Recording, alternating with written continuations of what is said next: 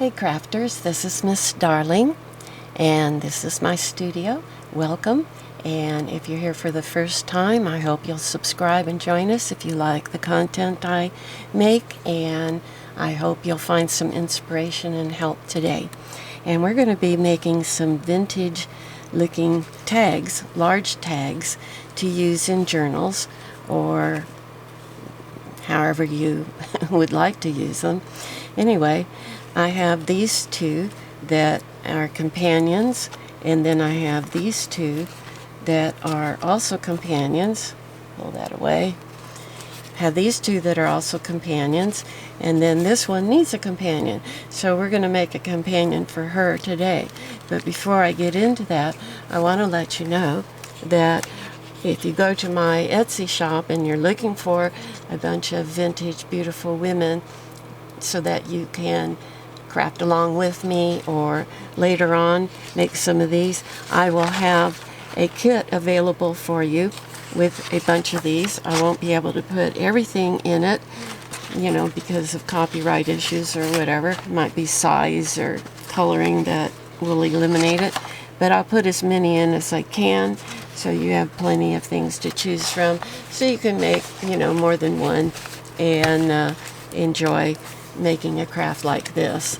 And that is, you know, if you have something of your own already, feel free to use that. If you want to use something other than women, feel free to do that. This is just an overall concept, and you can do as you please. So that said, let's get into making a companion, shall we? Oh, I forgot to mention my Etsy shop is at etsy.com, and the name of the shop is Miss Darling Arts, and look for a link in the description box and you should be able to find your way there, and it should be one of the top entries, and if not, there aren't so many that you can't scroll through and easily find them. So go on, you know, you could pause the video, go on over and grab a kit if you like, or do it later. Anyway, just so you know when it's available. That's the important thing. Okay, let's get to making. I've already done some pre-cutting and selection, and so let me show you what I've got here. Here's the beautiful vintage lady that I'm going to use, and you see how she will companion up nicely with that. The other ladies are in a brown tone, or even a copper tone. She's in black, you know, and grays and whatnot, so she would not make a good companion for that, simply because of the color differences, which are pretty prominent. So anyway, I'm going to use her. Here's a piece of lace. We'll find others. Now, to begin with, I'm going to start with a piece of tulle, and you could skip this step if you want to, but I think it's a good step to have in there, because we will be finishing up with tulle on top, and it's going to be less noticeable where one ends and the other begins if you have tulle in the background, as opposed to if you don't. So to begin with, I'm going to glue the tulle down to hold it in place using a glue stick.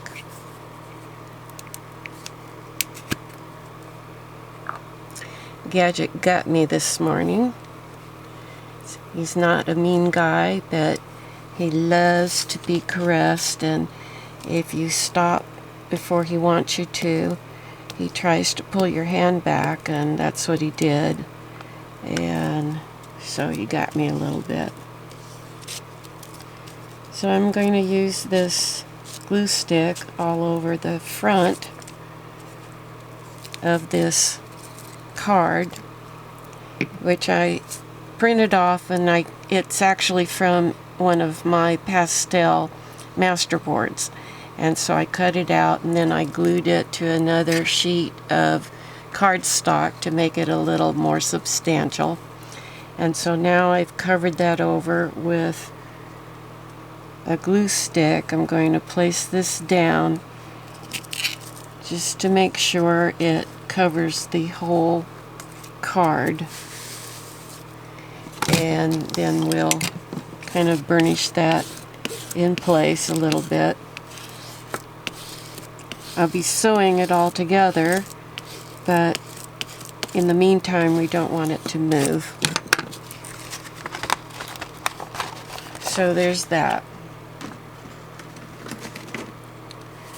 Okay, now I'm going to take a few minutes to design. I have a straight edge here and a straight edge down here. Sometimes you'll have an image that where you get the whole, both shoulders fully on and it's not a straight cut, but more likely than not you're going to have at least, you know, maybe one or two sides that, you know, went off frame. You have to make a decision. On the bottom, since she's going to be placed up high on the card, I'm going to be covering this over with lace. So if I wanted to position her in the middle, I would simply cover that straight edge with something. But I'm not going to do that. I'm going to place her all the way over on the edge where she is off center. And then I only need to worry about covering up down here so that you don't notice that straight edge. So we'll be doing that, but that's not going to be enough.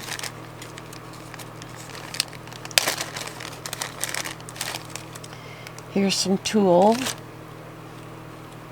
This isn't enough to use later, but I always keep my scraps. So these are just pieces of lace, you know, odds and ends that were left over after using something else, you know, on a different project. I don't know what I got in there. Anyway, so I think I might like using a little bit of lace up there at the top.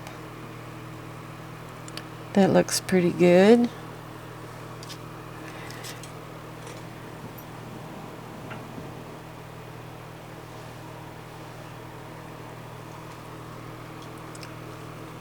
But I was going through and organizing all of my lace last night, and I didn't know I had this.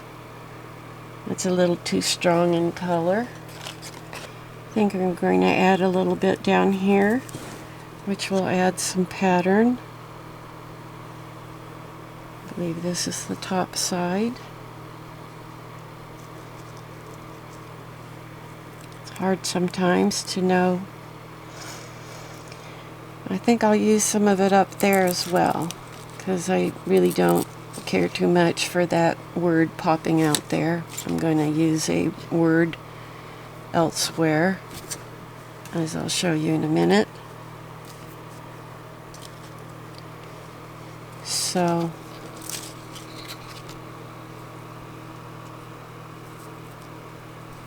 use that along there and have the scallop hanging down. And we're just going to lightly spread some more glue stick there.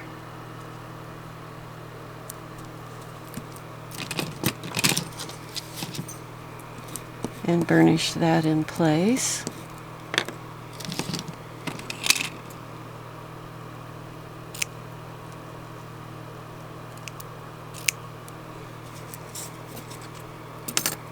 And then I'm going to use it at the bottom as well.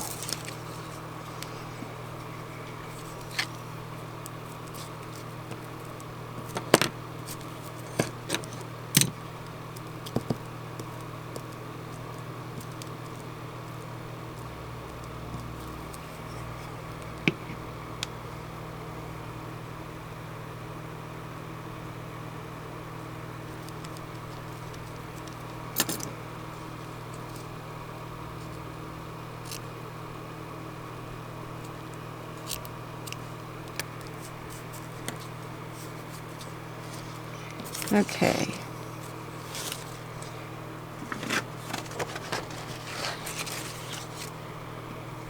Now we'll drop her in.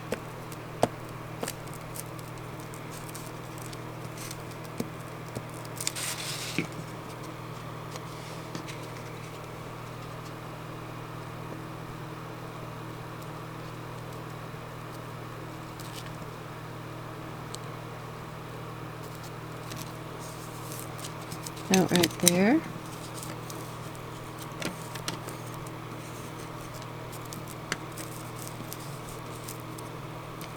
You'll want to have your focal point, which is her face, in the top 1/3 of your project. Okay, so we got about 1/3 there and 1/3 there. So she's, particularly her eyes, that's what you'll be drawn to first and foremost. And so we have her eyes well into that top 1/3. And now let's see. I think we can close this up.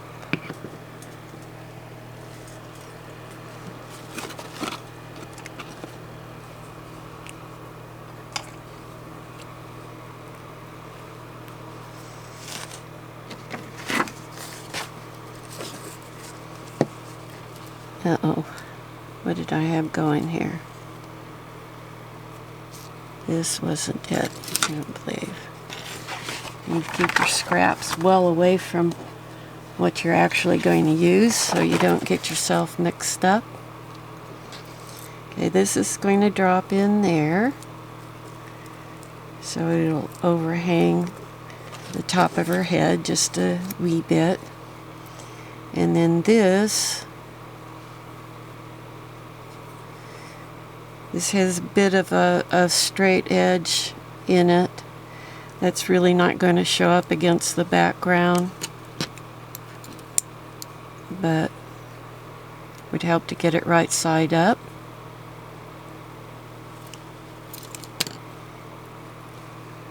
Okay.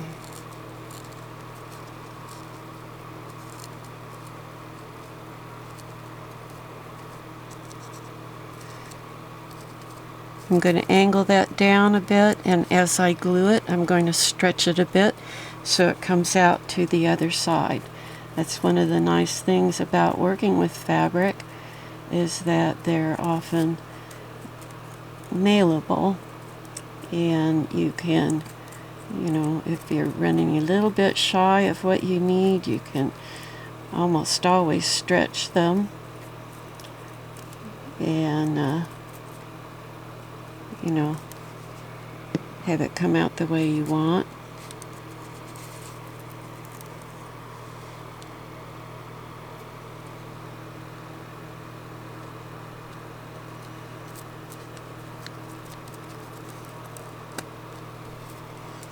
So I just got to hold that in place until the glue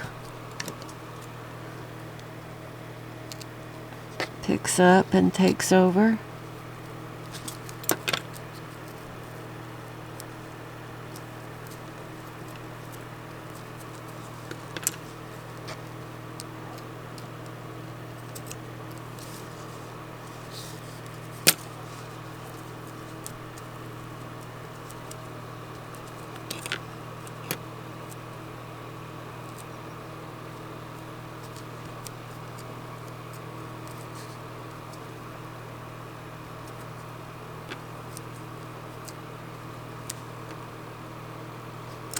How's everybody doing? I hope you're all progressing and prospering and well and happy.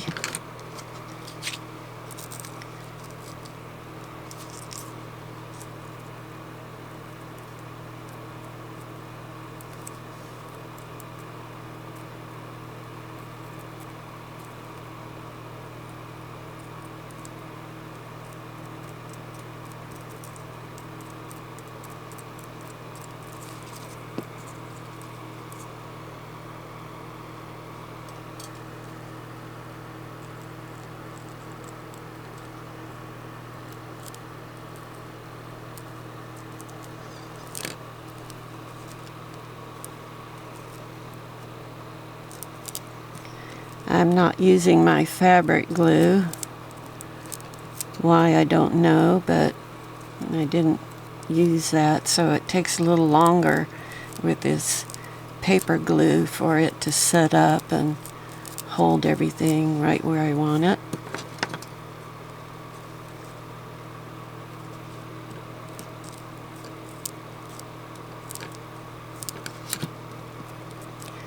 The fabric glue, it gets all over your fingers and it's just a lot harder to get off. It's kind of a nuisance that way.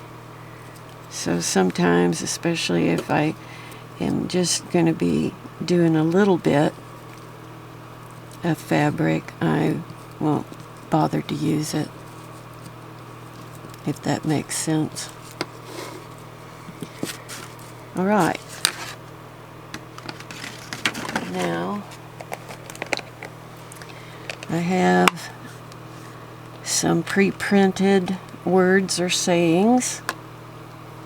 Let's see what we have. Lots of love.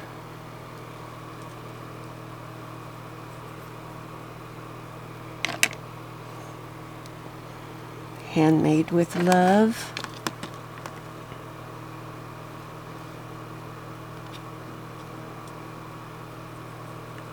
This one's a little better positioned.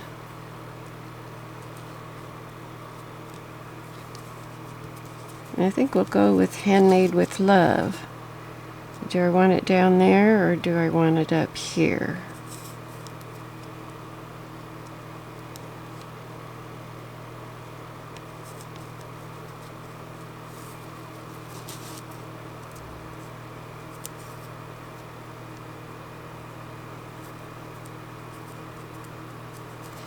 I think it kind of has to go down there, but I've got quite a bit of distance between this lace up here and what's going on down here. So I think what I'm going to do is see if I can add something in there to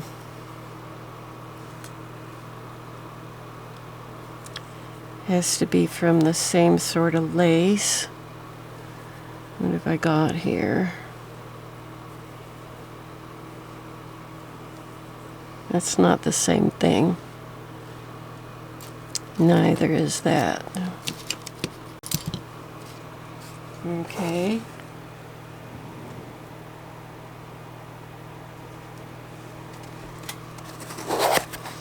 I have a lot of bits and pieces stored in here. So let's see what we have.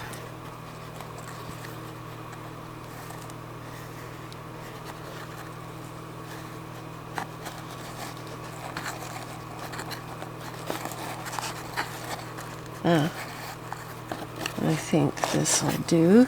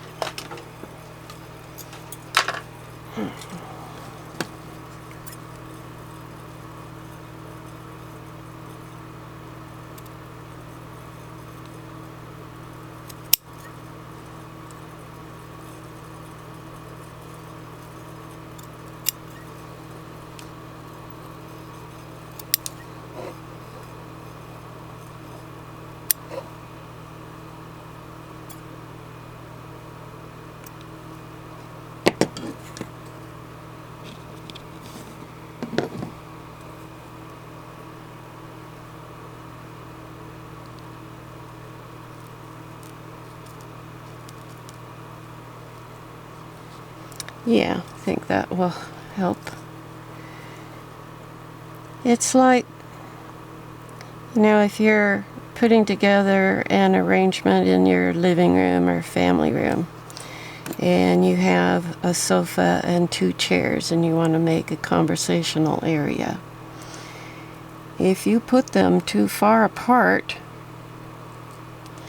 you have what we call screaming distance, and you lose the intimacy of people being able to sit down and have a conversation without screaming, or yelling or raising their voices to each other just to be heard. And so that's why the best furniture arrangements, the chairs are located, they may be opposite the sofa, but they're positioned close enough to make it easy for people to have a conversation without having to increase the volume of their voice. And so that's what we had going on here. There was screaming distance between this lace up here and what we have going on down here, particularly with the words handmade with love.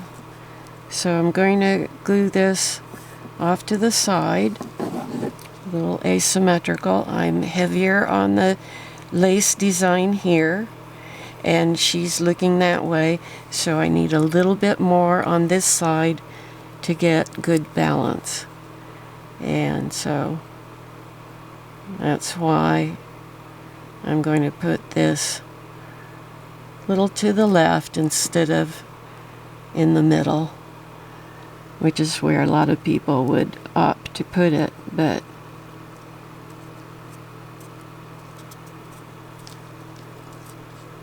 it's going to work better slightly off to the right. Okay. So now that's all in good place. But now we're going to come back in with one more layer of tulle and put that over the top. And I know you're saying to yourself, well, that's an awful lot of tulle. You're not even going to see her.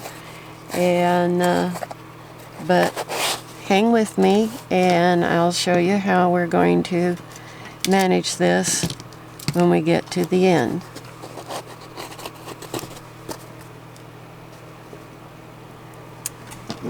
Okay. Moving stuff out of the way a little bit.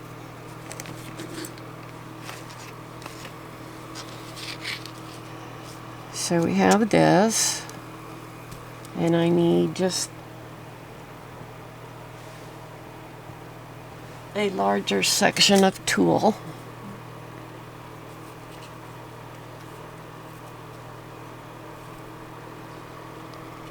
And that's going to just be large enough to go over that.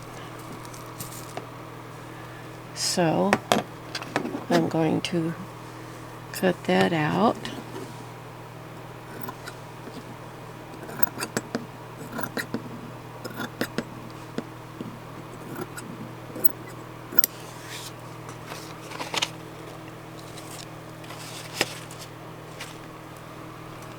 Okay.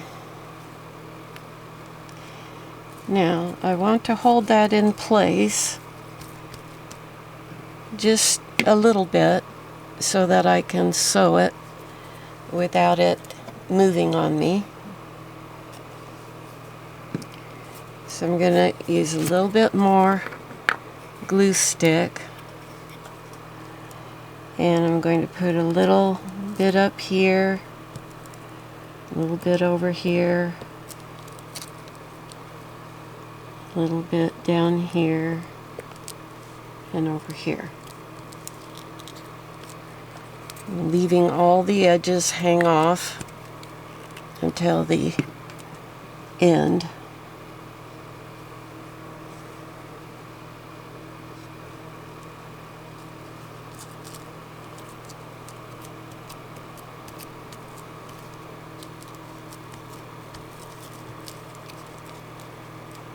Okay, now I'm going to go to my sewing machine. I won't be able to show you this, and I'm going to sew all around the perimeter.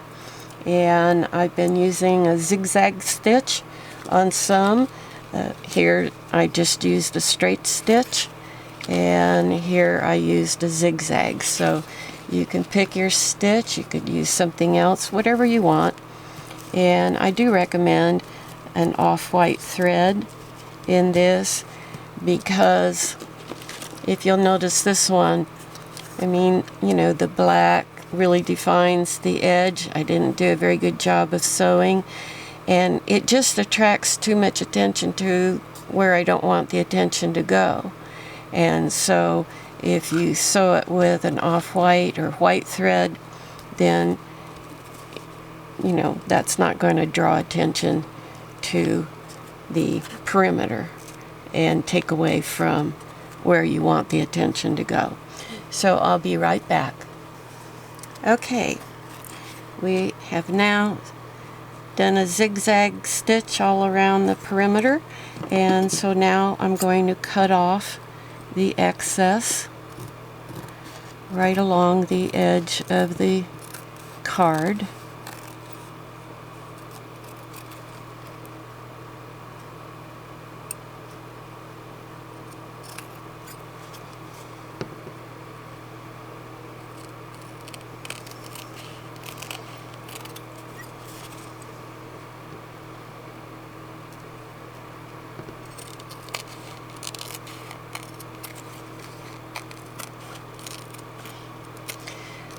I advise that you wait until you've put the second layer of tulle on before you sew. I didn't do that on one of these cards, and so then to come back and sew on top of that, knowing I'm going into paper where it, you know, I might have you know, the paper pull apart a little bit, has been concerning. So wait until you put the second layer of tulle on top before you sew around. So now we're ready to release her. Now you could, if you decide to, it's your choice, if you feel that your focal point is strong enough to, you know, stay behind the tulle as we have here, you could just leave it at this and go ahead and finish it off. But in order for this to companion up nicely with this one, even though my border stitching is a different color, I think I will release her from the tulle. So I take my little, my tiniest little sharp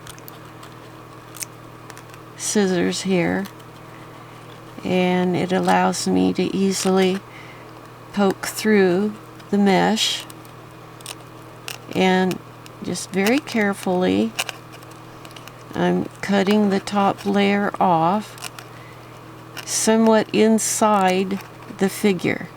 I'm not going outside the figure. And here you will discover why it's good to have tulle on the back, because when you pull this away, if there's not an overlap of tulle, then you would notice that. Whereas since there's tulle in the back as well as the front, it's less noticeable that you've even cut into the top one. But like I say, you know, this is an optional move right here. You could leave your focal point behind the tulle if you so choose.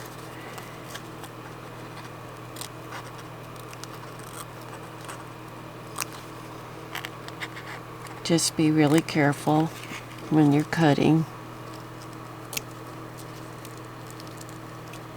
You know, in fact, probably a good rule is to cut less than you think you'll wind up with, because you can always cut more, but if you cut too much, you've it's just going to have to live with it then. It'll be too much.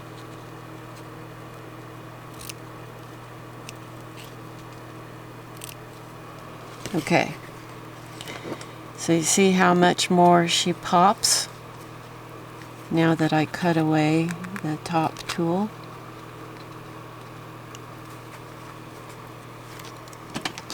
And now, you know, it really stands out. There is a little section of tulle right there that I think I'll just put a little dab of glue down there to hold that in place. I don't want it, you know, pulling away too much.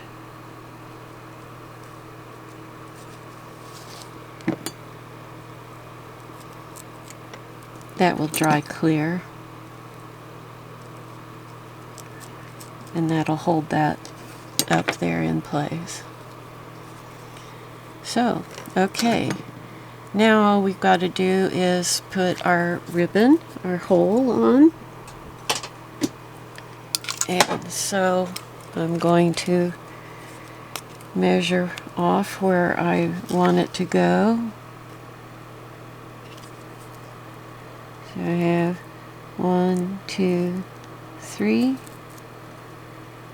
1, 2, 3. So the hole needs to go. Why doesn't that seem right to me? 2. Yeah, okay. It's better. Now I've sewed across here, so I need to drop my hole down to about there.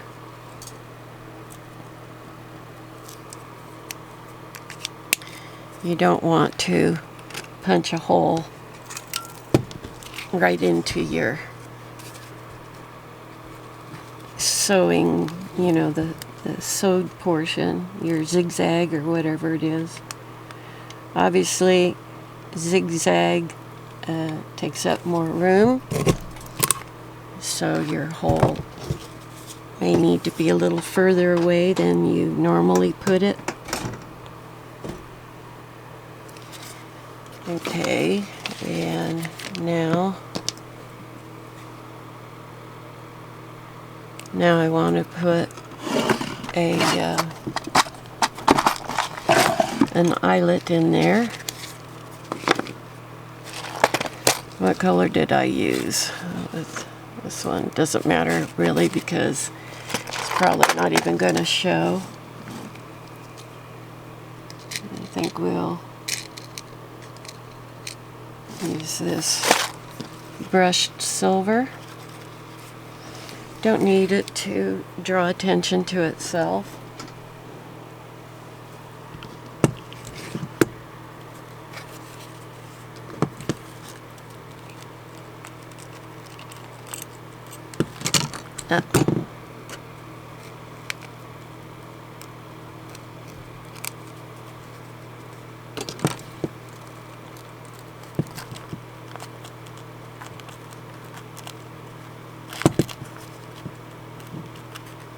Come on.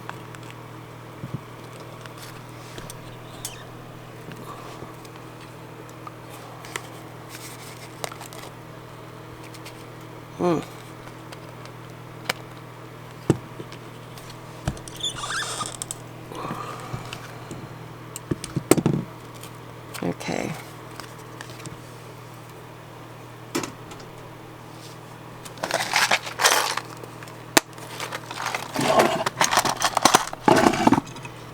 Now I've been using a natural color sari silk,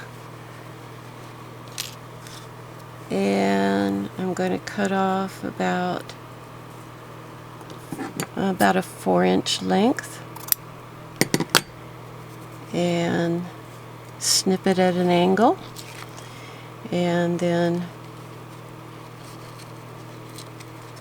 push it through.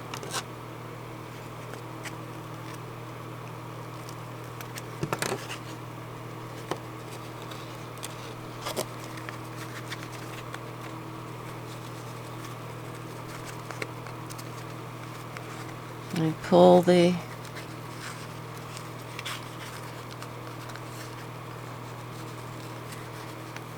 pull the loop out in back and then push the front pieces through and pull them out as evenly as you can.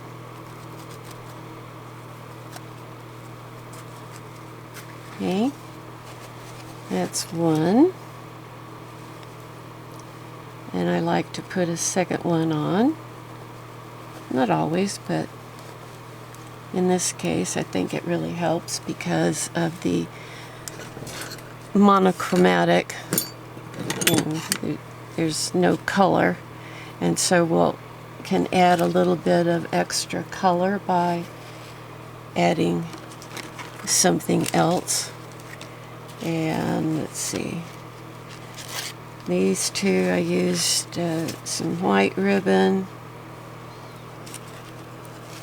These two have a different kind, a different kind of white ribbon.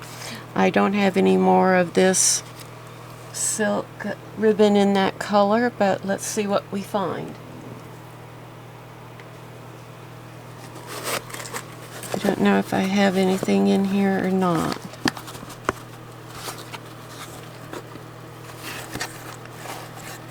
This may just be mostly, well, I think maybe if I stuck anything here, I might have put it on this other side. Well, there's something there. That works. So that'll put us fairly close to what we have over there. And let's see. I think we'll need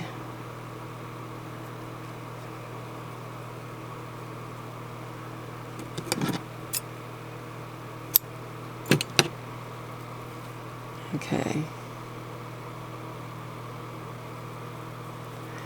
So this time I'm dividing it in half, and I'm going to come in from the back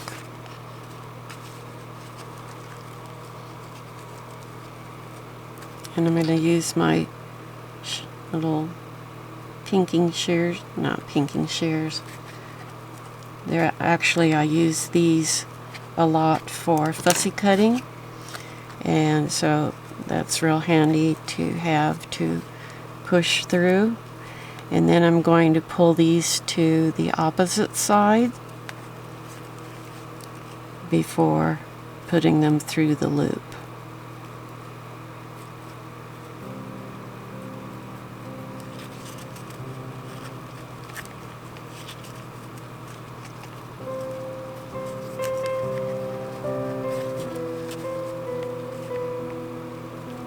Now,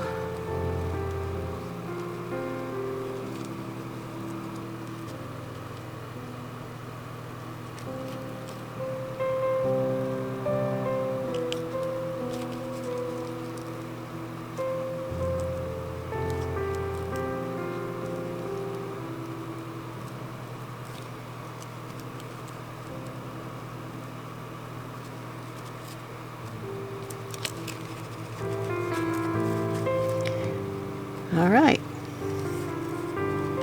here we have it.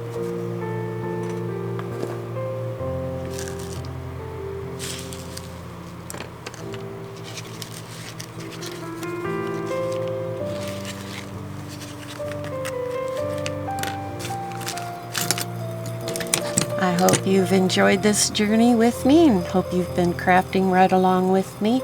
And if so, give the video a like and share it so that other people can enjoy it as well, and I would appreciate that. Ask any questions. We'd love to hear from you.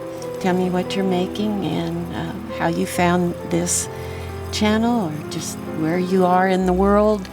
I would be happy to hear from you no matter what you comment. Please visit my Etsy shop if you're looking for additional resources. I do have a downloadable kit that I will have on in my Etsy shop. I have all kinds of these.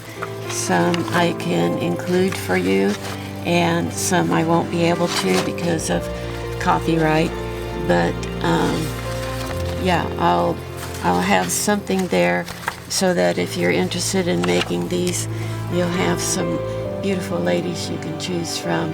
And so be sure and go to my Etsy shop for that.